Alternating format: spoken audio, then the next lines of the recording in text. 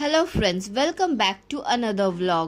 আজকের ব্লগটা ছিল অষ্টমীর দিনে। পুজোতে এতটাই ঘুরতে ব্যস্ত ছিলাম যে ভিডিওটা এডিট করার টাইমই ছিল না। হ্যালো গাইস, বয়ফ্রেন্ডের সাথে কথা বলিস না, রাখ ফোনটা।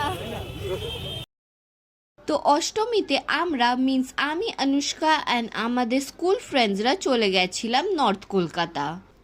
এআই বলে এতটা হাইপ করেছিল, বাট ওটা অতটাও ভালো ছিল না। বাট হ্যাঁ, মা দুর্গা দেখতে সুন্দর ছিল। तुम लोग बस बैठे रहो।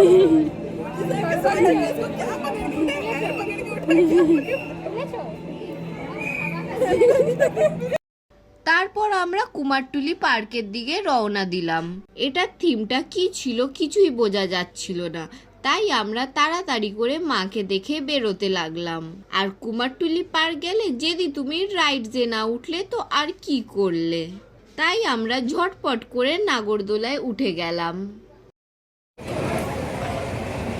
খুব মজা এসছে। দেন আমরা হাসি মজাক করতে করতে আহিরটোলা সার্বজনীতে চলে গেলাম। आए नंदिनी आए,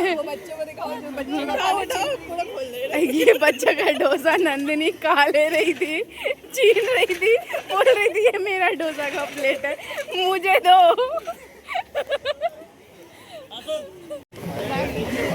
ये लीजिए। अरे क्या गिरा क्यों रहे हैं भाई जी, हमारा डोसा है। अगर कपड़ा में गिरा ना, ये डोसा वाले अंकल इसको आंटी बोल रहे हैं। बेचारी बहुत देर से रो रही है, इसलिए इसको बहुत जल्दी से ये सेरेलैक बना के दे दिया है। Uncle please rate it on 10। তারপর আমরা খেদে আহিরটোলা যুবক বৃন্দতে গেলাম। এটা বেশ ভালো লাইটনিং করেছিল অ্যান্ড দুর্গা মাটাও ইউনিক ছিল, সব থেকে আলাদা। তারপরে আমরা বেনিয়াটোলা গেলাম, যেটা থিম করেছিল বার্থ সেঞ্চুরি অফ মহানায়ক উত্তম কুমার। বেসিক্যালি প্যান্ডেলটা ওনার birth century and life history নিয়ে বেস ছিল, বাট প্যান্ডেলটা ভালো ছিল অ্যান্ড মা দুর্গাটা দেখতে খুবই জলজল করছিল। তারপর যা হাঁটা শুরু হলো আর শেষই হচ্ছিল না, বাট আমরা কাশী বসলেন দেখার জন্য চলে গেলাম।